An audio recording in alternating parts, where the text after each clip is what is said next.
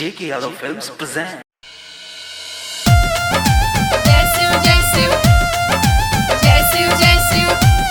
JK Yadav Films.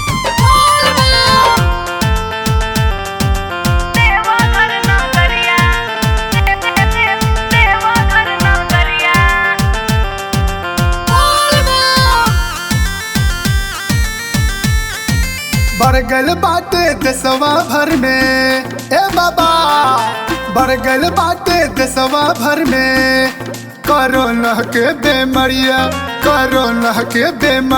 कांवर कैसे लेके आई बाबा रौरी नगरिया चलवा कैसे ढारे आई बाबा देवा घर नगरिया भूख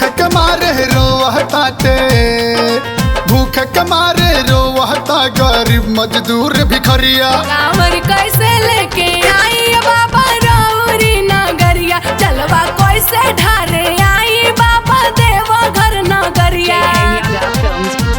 देवा घर नगरिया देवा घर नगरिया चलवा कैसे ढारे आई बाबा देवा घर नगरिया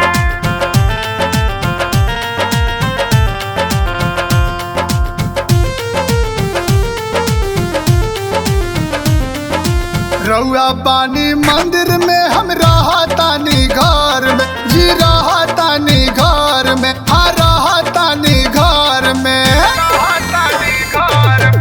निकलल मुश्किल भइल बाटे अब त बहार में जी अब त बहार में हाँ अब त बहार में लॉकडाउन में जूझ रहल बा ए बाबा लॉकडाउन में जूझ रहल बा साऊ से सहरिया कांवर कैसे लेके आई बाबा रौरी नगरिया चलवा कैसे ढारे आई बाबा देवा घर नगरिया जय शिव जय शिव जय शिव जय शिव जय शिव जय शिव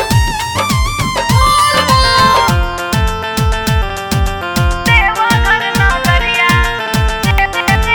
देवा घर नगरिया JK Yadav Films. होखी सहाय सुनिए बाबा दुखवा दूर भगाई जी हाँ दुखवा दूर भगाई जी हाँ दुखवा दूर भगाई जी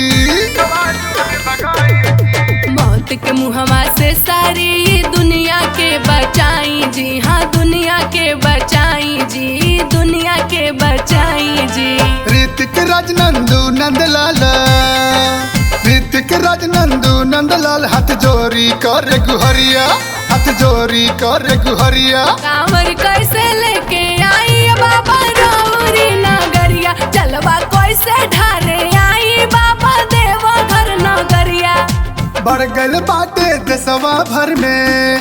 कोरोना के बेमरिया कांवर कैसे लेके आई बाबा रौरी नगरिया चलवा कैसे ढारे आई बाबा देवा घर नगरिया भूख